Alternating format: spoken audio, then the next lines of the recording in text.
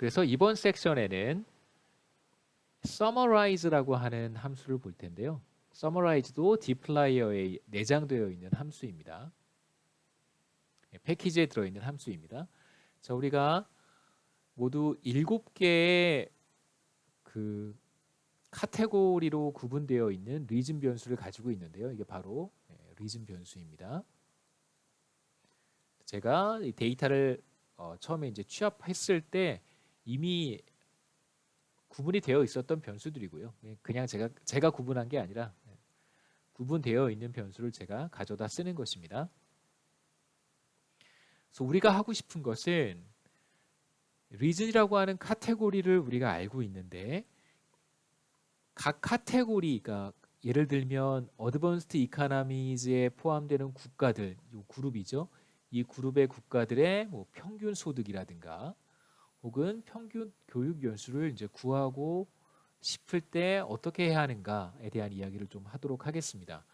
실제로 보통은 어떤 데이터가 주어지면 뭐 사람들이라고 한다면 기본적으로 교육 수준에 따라서 어떤 차이가 있는지 혹은 사는 지역에 따라서 또 어떤 차이가 있는지 또 혹은 성별에 따라서 또 어떤 변수의 선호도의 차이가 있는지 혹은 뭐 소득의 차이가 있는지 이런 것들을 보고 싶단 말이에요. 자, 그렇다면 카테고 범주에 해당하는 그러니까 우리가 지금 카테고리에 해당하는 이 리즌에 따라서 평균이라든가 표준 편차라든가 이런 것들을 한번 구할 수 있어야 될 텐데 그걸 어떻게 구할 수 있는지를 제가 설명해 드리도록 하겠습니다. 그러기 위해서 아까 말씀드렸듯이 dplyer에 있는 패키지 dplyer에 있는 함수 summarize를 이용하도록 하겠습니다. 사용하는 방법은 좀 간단하지는 않은데요. 그래도 비교적 간단한 편이어서 다른 어떤 함수들을 사용하는 것보다 dplyer에 있는 summarize 함수를 사용하는 것이 제 생각에는 제가 경험적으로 봤던 함수들 중에는 비교적 그나마 좀 더 편리한 함수가 아닌가 하는 생각이 들어요. 자, summarize는 이렇게 사용을 합니다. 다른 함수들과 비슷하게 여기 데이터 프레임을 써주고요. 우리가 사용하는 데이터 프레임은 raw잖아요. raw 쓰시면 되고. 자, 그 다음에 제가 만약에 mean을 구하고 싶다. 그러면 여러분 mean 함수 알고 계실 겁니다. 예, mean 함수를 그대로 쓰시면 되고요. 어떤 것의 평균을 구하고 싶냐면 GDP의 평균을 구하고 싶어요. 우리가 raw라고 하는 데이터 프레임에 GDP라고 하는 변수가 있었습니다. GDP의 평균을 구하고 싶습니다. 그 다음에 이 새로운 변수의 이름은 그냥 아무거나 이렇게 쓰시면 됩니다. 이렇게 x라고 제가 부르겠습니다. 이렇게 입력을 하시면 그러니까 raw라고 하는 데이터 프레임에 있는 변수 GDP의 평균 값을 구할 수 있습니다. 이런 방식으로 만약에 표준 편차를 구하고 싶다면 mean 대신에 SD를 하시면 되고요. GDP의 표준 편차가 아니라 만일 rule of law, education이라고 하죠. 쓰기 편하니까. education의 표준 편차를 구하고 싶다면 이렇게 쓰시면 됩니다. SD에 괄호 열고 edu 괄호 닫고 education이죠. education에 괄호 닫고.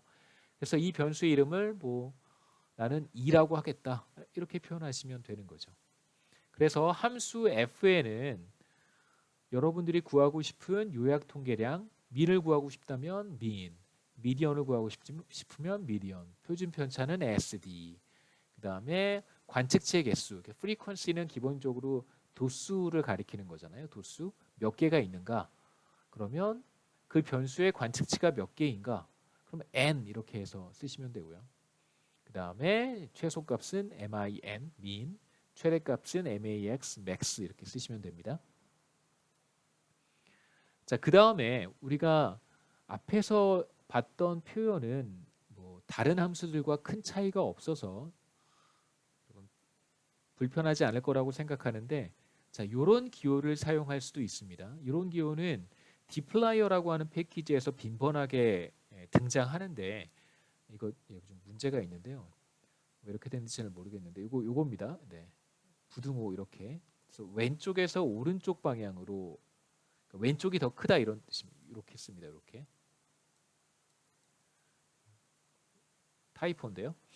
자, 요거는 우리가 그 뭐라고 해석하시면 되냐면요.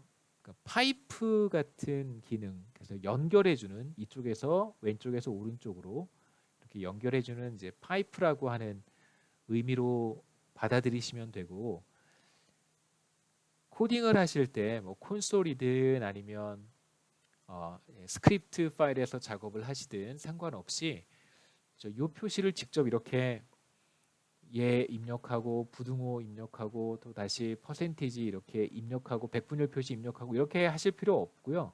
어떻게 하면 되냐면 컨트롤 쉬프트 M 키를 누르면 이게 단축키입니다. 이렇게 누르면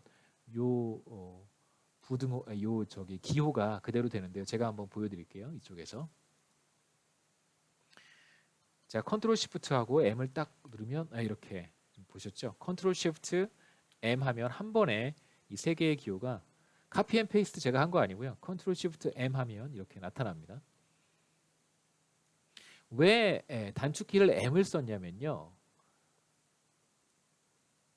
여러분 이런 작품 혹시 추상화 유명한 그림인데 이미지의 배반이라고 하는 유명한 그 작품의 작가 이름이 마그리트라고 하는 프랑스 사람이었던 것 같아요. 마그리트라고 하는 사람인데 이 사람의 그림 이미지의 배반에 파이프 담배가 나와요.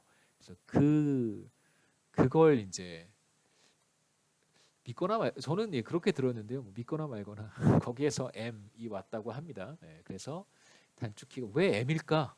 전혀 M하고 상관이 없잖아요. 여기 뭐 M이 전혀 상관이 없는데 아마도 그림의 작가 라스트 네임의 첫 번째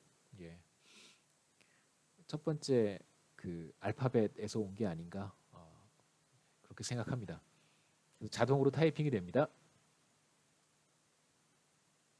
설명을 해야죠. 죄송합니다. 이렇게 하시면 됩니다. 그러니까 지금 보시면 서머라이즈 안에 데이터 프레임을 쓰지 않고 이 데이터 프레임을 이용해서 요것을 계산하시오 이런 뜻입니다. 이런 표현을 이제 종종 쓰기도 하는데요. 데이터 프레임 여러분이 작업하고 싶은 데이터 프레임을 먼저 불러내고요. 그 다음에 요 파이프 사인을 사용하시고 그 다음에 사용하고 싶은 함수. 그래서 서머라이즈 안에 데이터 프레임을 불러오는 방법도 가능하고 얘를 이렇게 바깥으로 뺀 다음에요. 이렇게 쭉 스무드하게 연결해서 계산을 해라 이런 의미를 갖습니다. 그래서 이 기호를 사용을 할 수도 있는데 제가 이 기호를 소개하는 이유는 뭐냐면 서머라이즈에 대한 함수를 소개하기에 앞서 제가 어떤 말씀을 드렸냐면 우리가 사실 하고 싶은 것은 카테고리에 따라서 그러니까 범주에 따라서 우리가 평균이라든가 표준 편차를 구하고 싶다고 말씀을 드렸었습니다. 그래서 리전에 따라서 지역별로 평균 GDP를 계산을 하고 싶을 때 어떻게 해야 될까? 그래서 이 기호를 사용하면 매우 유용하게 비교적 쉽게 우리가 그룹별로 유형별로 평균이라든가 표준 편차를 계산할 수 있습니다. 자, 어떻게 하는지 이제 하나씩 보도록 하죠.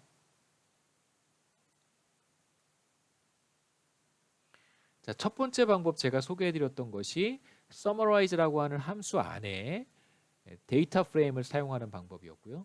그래서 두 번째 방법은 데이터 프레임을 먼저 쓰고 그 다음에 파이프 기호를 사용하는 방법입니다. 이것이 이제 두 번째 방법인데요. 각각 한번 해보도록 하고요.